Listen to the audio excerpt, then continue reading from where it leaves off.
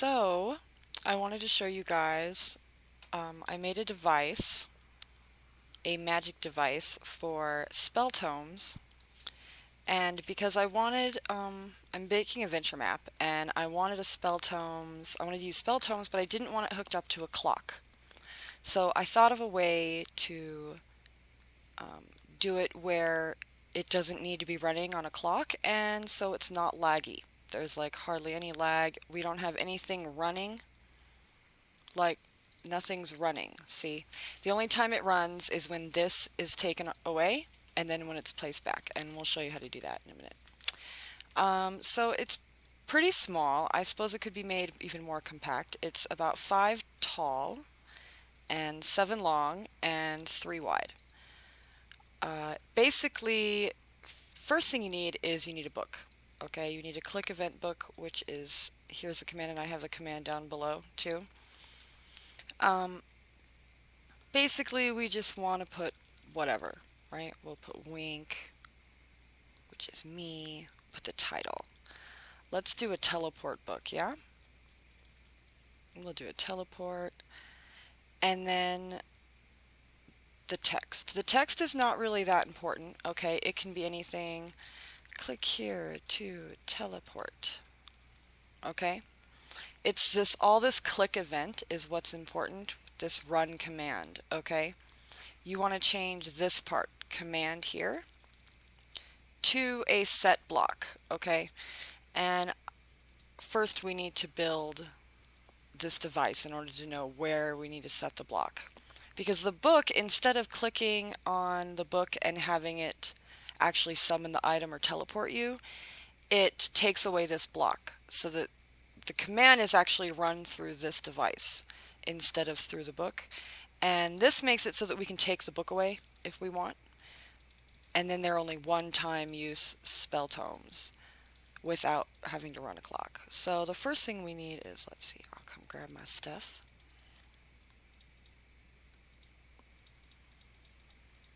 And grab all my stuff. Okay. Well, first we need like 3 hoppers, okay, and a dropper. The dropper we want to face down, like that.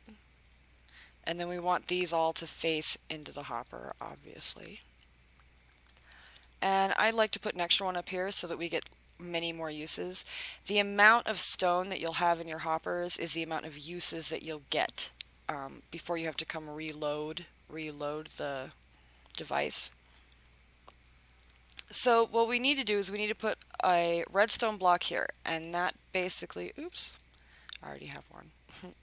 And that blocks the signal so that nothing can move through here. So if we put a sandstone here, see, it doesn't move through these hoppers, but if we get rid of it, there it went through the hoppers and into this dropper right here. So what we need to do is we need to make one of these. I forget what they're called. Sorry, guys. Put a comparator so that when the item is in the dropper, it powers this. When there's no item, it doesn't power it. Basically, we're going to loop it around. It's kind of like a clock, but it only works when there's something in it.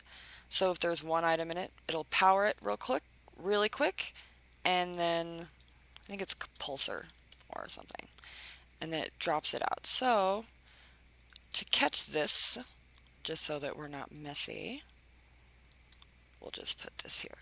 And we're not gonna power anything down here. We're just gonna leave that.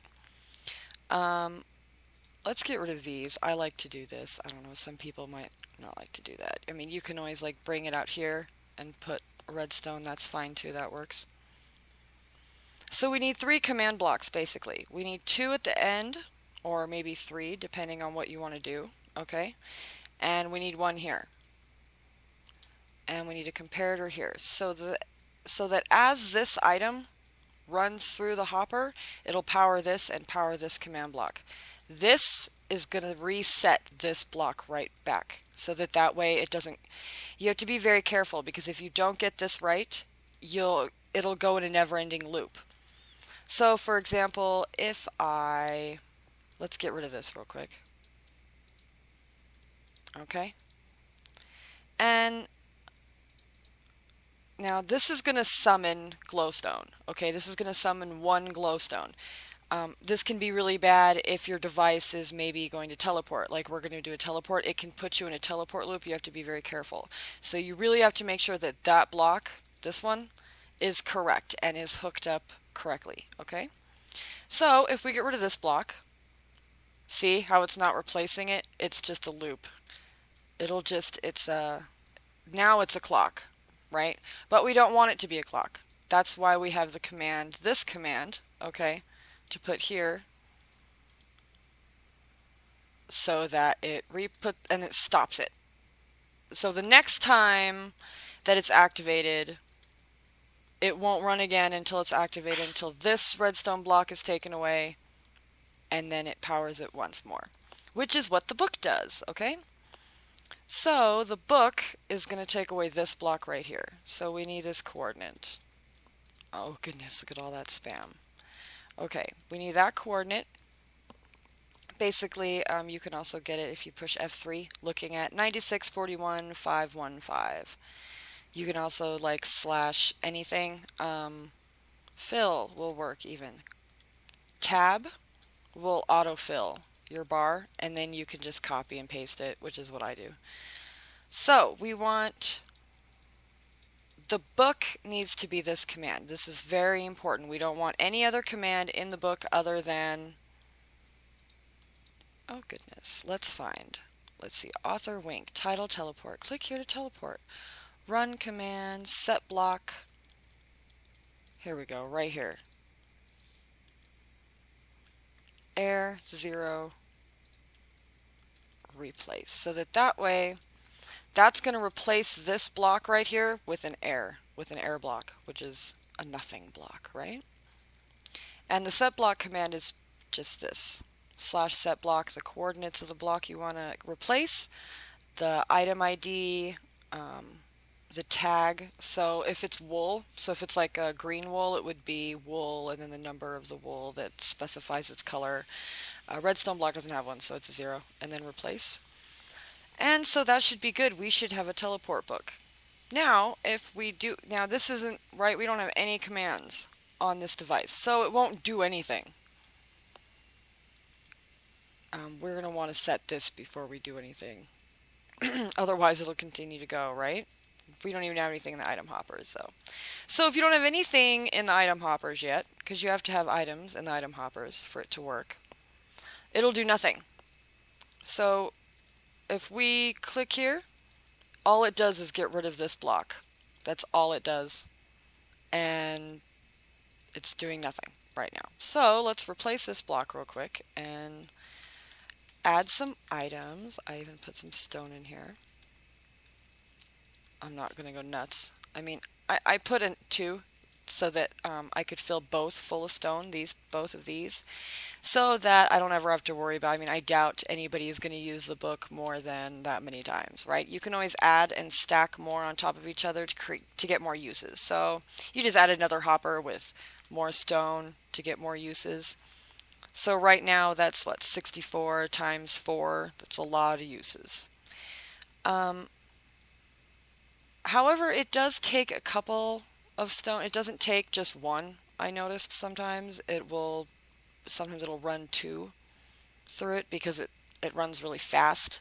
And I've tried to mess with it to try to get it to run slower, which is why we have this one all the way up here instead of down here, this command, because that reduces the amount of items going through the item hopper at a time. Anyway, sorry. What were we doing? Okay, the event book. We should be good. Teleport. That's right. We need to set some stuff up. So let's do a /teleport. Yes. @player. Let's teleport over here. I even set up this little area. Let's just put a block here for a moment. Copy our coordinates. And paste our coordinates. Teleport @player right here. We can put a /say. You have been teleported. And in this block, what I like to do, or one of these blocks, it doesn't matter, which one? I like to get rid of the book. So if we want to remove the tome, let's just copy this, /clear written book 1, and then the title, and then you just put in whatever title you want. Our title of the book is Teleport, right? Oops.